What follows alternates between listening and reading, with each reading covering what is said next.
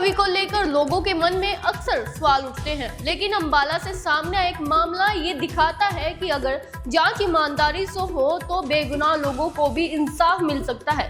नमस्कार, आप देख रहे हैं आवाज भारती और मैं हूं आपके साथ अंकिता। ये कहानी है एक ऐसे पति पत्नी की जिन्होंने फर्जी दस्तावेज के आधार पर जेल भेज दिया गया, लेकिन बाद में पुलिस की जांच में पूरा सच सामने आया है। अब वही परिवार अंबाला पुलिस को भगवान के रूप में बता रहा है। पूरा मामला अंबाला के मुलाना इलाके का है, जहां मिलक माजरा निवासी संजीव कुमार ने यमुनानगर के रहने वाले राजेश कुमार और उनकी पत्नी के खिलाफ धोखाधड़ी का मामला दर्ज करवाया था। शिकायत में कहा गया था कि जमीन बेचने के नाम पर उनके साथ धोखा हुआ है। पुलिस ने शुरुआती कार्रवाई करते हुए राजेश कुमार और उनकी पत्नी को गिरफ्तार कर जेल भेज दिया था, लेकिन कहानी में असली मोड़ तब आया जब जमानत मिलने के बाद राजेश कुमार ने हार नहीं मानी। उन्होंने अंबाला पुलिस के एसपी अजीत सिंह शेखावत से मिलकर पूरे मामले की निष्पक्ष जांच की मांग की। चलिए सुनाते हैं पीड़ित राजेश कुमार का इस बारे में क्या कहना है। सर, मेरा नाम राजेश गोरा, मैं सरावां से रहने वाला हूं, डिस्ट्रिक्ट यमुनानगर।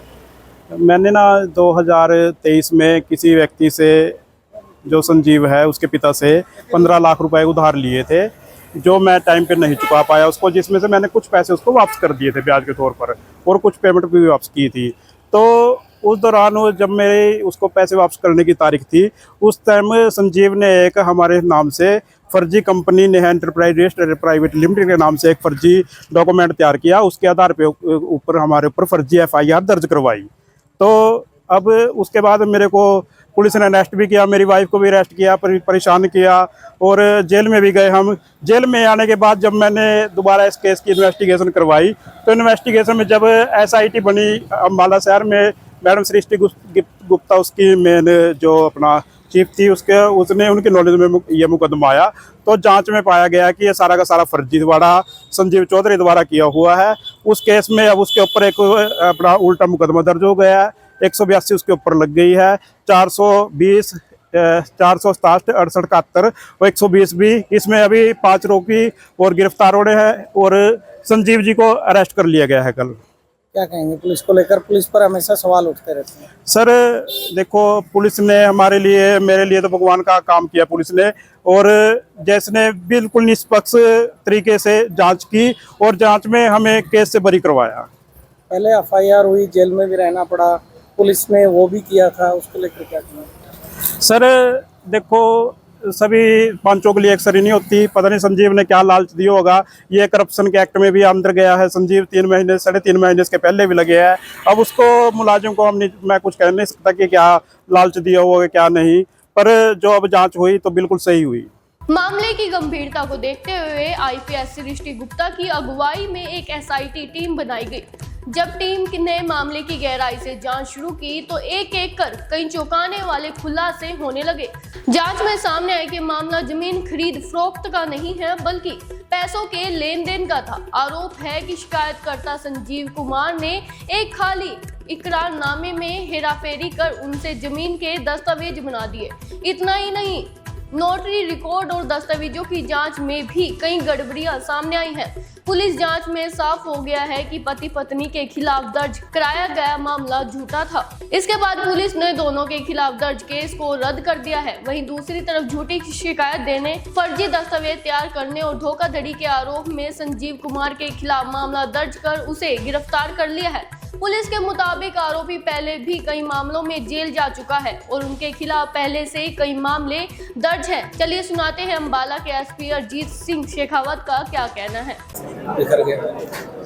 देखिए, ये मामला ऐसा था कि किसी व्यक्ति ने ये आरोप लगाया कि उसके साथ जमीन बेचने के नाम पे धोखाधड़ी हुई है। तो उसने इस बारे में एक इकरारनामा प्रस्तुत किया और कहा कि इस इकरारनामे की उसके पास ज़मीन नहीं थी, फिर उसके बावजूद उसने उसको बेच दिया।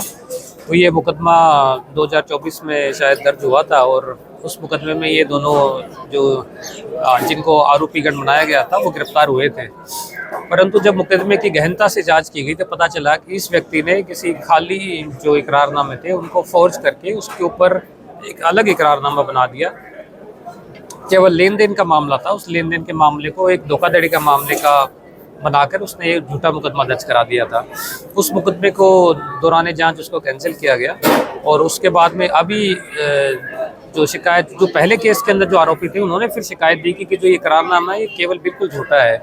तो हमारी इकोनॉमिक सेल की टीम ने इसमें जांच की और इस इकोनॉमिक सेल की टीम ने जांच में पाया कि जो ये करारनामा है वो एक्चुअल में ही झूठा है। वो हमारे नोटरी से भी हमने जब निकलवाया उसके अंदर जो डिटेल्स लिखी हुई थी वो बिल्कुल अलग थी, जो कि करारनामा उसने इस मुकदमे को दर्ज कराने के लिए प्रस्तुत किया था। तो ये हमने इस व्यक्ति संजीव कुमार है उसको गिरफ्तार किया और ये संजीव कुमार अपने आप को सोशल वर्कर, पॉलिटिकल वर्कर बताता था और साथ में इसके खिलाफ 3-4 मुकदमे और भी दर्ज थे। तो हमने इस व्यक्ति को इस मामले में गिरफ्तार किया। पहले भी ये जेल में रह चुका है? ये पहले भी 3-4 मुकदमों में सम्मिलित रहा है और इसकी प्रवृत्ति ऐसे फ्रॉड करने की रही है, इसलिए हमने इसको इस मुकदमे में गिरफ्तार किया है। अब किन धाराओं के तहत इसका मुकदमा? उसको अभी फोर्जरी की धारा है और जो चीटिंग की धारा है उनके तहत किया है। 316, 318 और 336 जो BNS की है, भारतीय न्याय संहिता, उनके धाराओं के तहत उसको गिरफ्तार किया है। राजेश कुमार का कहना है कि अगर पुलिस दोबारा जांच नहीं करती तो उनकी जिंदगी पूरी तरह बर्बाद हो सकती थी। जिस परिवार ने जेल की सलाखें देखी हैं, आज वही परिवार पुलिस को भगवान का रूप बता रहा है।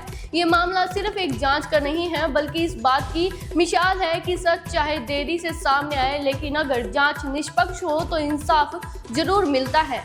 और ऐसी बड़ी और तमाम खबरों के लिए बने रहें आवाज भारती के साथ।